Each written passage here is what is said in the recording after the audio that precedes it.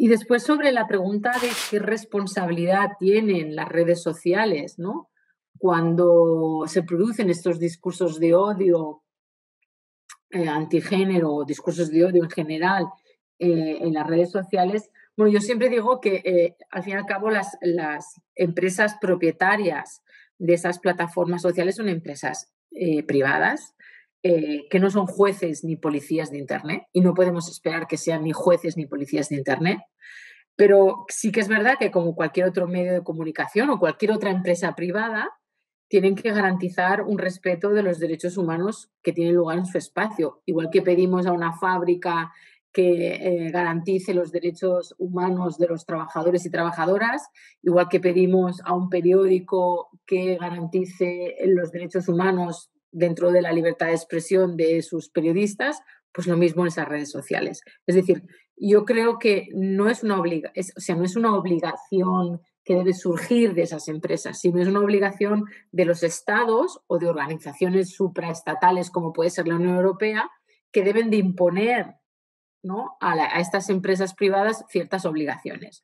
Claro, el tema de los sistemas de autorregulación está bien, pero claro, yo no creo que sea el camino tal y como se ha desarrollado hasta ahora, porque los sistemas de autorregulación, pues bueno, cada empresa o cada red social ha hecho lo que mm, ha entendido que a lo mejor. Yo creo que deberían de hacer sí, pero bajo la supervisión o sobre las directrices de a quien le toca legislar y a quien le toca garantizar esos derechos humanos, que son o los estados o, como te había dicho, las organizaciones supraestatales que tienen competencias en esa materia, como por ejemplo es el caso en Europa de la Unión Europea.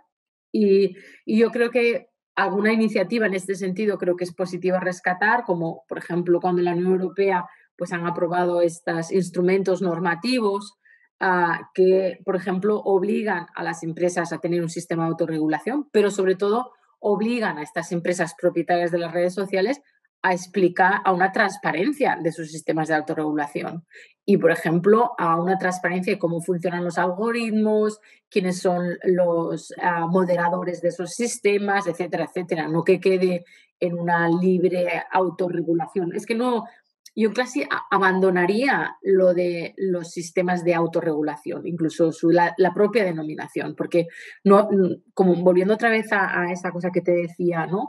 A una empresa no le pedimos que se autorregule protegiendo los derechos humanos, sino que le obligamos a cumplir unos estándares de protección de los derechos humanos. Pero yo creo que el sistema sería igual, ¿no? Es decir, no sancionador, sino garantista de a priori. Y si tú no eres capaz de demostrar que puedes garantizar ciertos derechos humanos o cierto nivel de protección de los derechos humanos, no te dejamos operar en el espacio europeo, ¿no?